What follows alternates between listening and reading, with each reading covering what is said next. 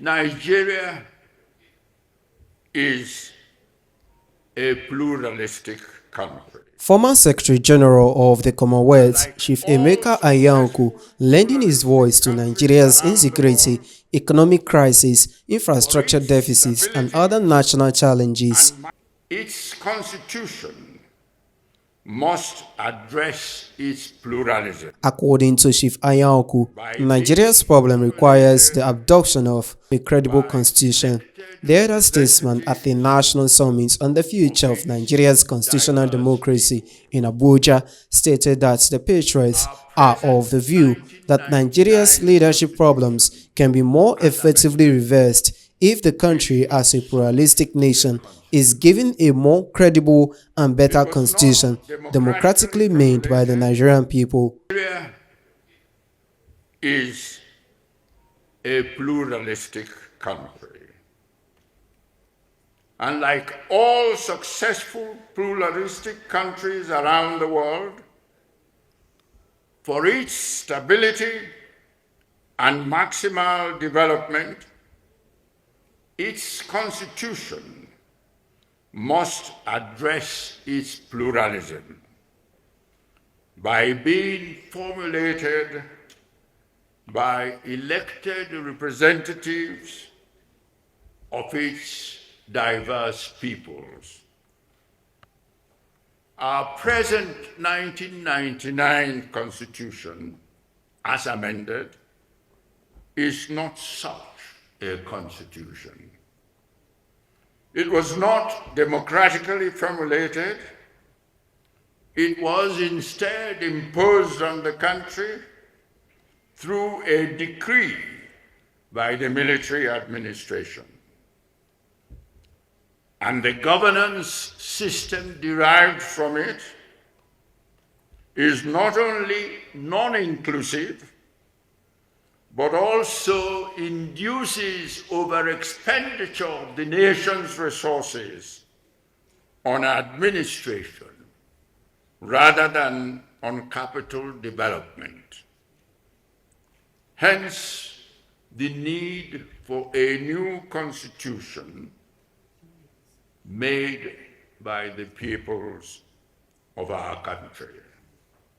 The summit, organized by the Nigeria Political Summit Group in collaboration with the eminent patriots of Nigeria, is aimed at developing a new constitution to help reposition the country. It frowns at the spate of insecurity and economic hardship in the country, pointing out that this has made the country unbearable for the citizens.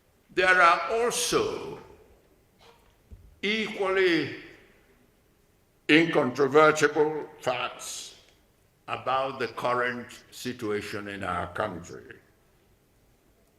First, there is serious insecurity of life and property, with kidnappings and killings happening virtually every day in most parts of the country, especially in the Middle Belt, the Northeast, the Northwest regions, where not only huge numbers of life and property are regularly lost, but also farmers are no longer able to go to their farms, thereby impacting adversely on the country's food supply.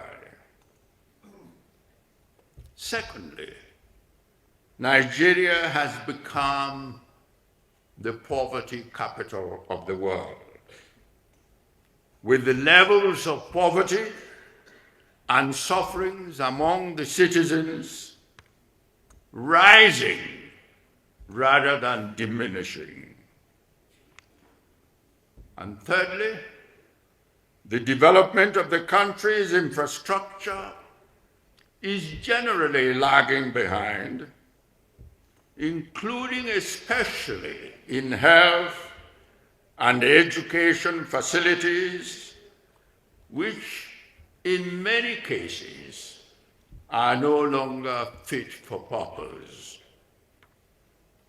Fourthly, there is eroding sense of national unity within a pluralistic country that is still struggling to become a nation.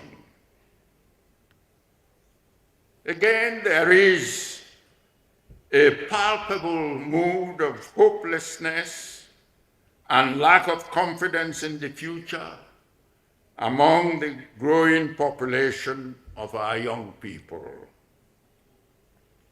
And overall, the present 36 federating units are obviously incapable of generating and sustaining the pace of national development achieved in the early years of our independence under the 1963 Constitution.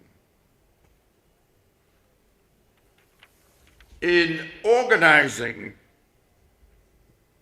this national summit, the patriots are of the view that the incontrovertible facts that I have mentioned can be more effectively reversed if our pluralistic country is given a more credible and truly federal constitution, democratically made by the Nigerian people, a constitution that would be in sync with the constitutions of successful pluralistic countries around the world.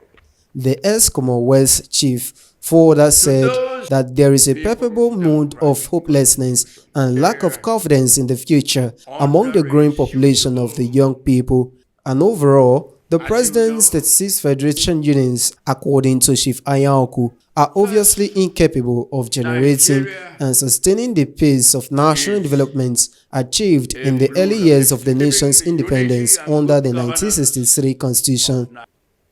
I say that the Constitution from which the system of governance is derived largely determines the character of the people who get elected or appointed to govern the country from the three arms of the government.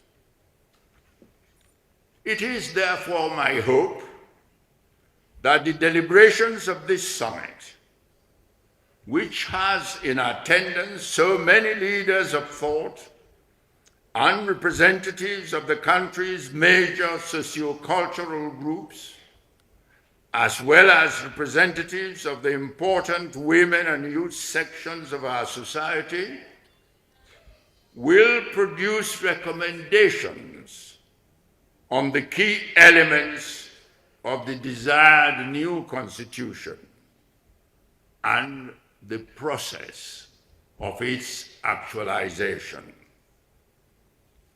The key elements, I hope, that will be discussed should include such questions as presidential or parliamentary system, tenure and rotation of the heads of government at the national and sub-national levels, unicameral or bicameral legislature, number of federating units, powers of the national and the sub-national governments, structure of the security agencies, political parties and their organization, management of the country's resources, and indeed other important features of their constitution.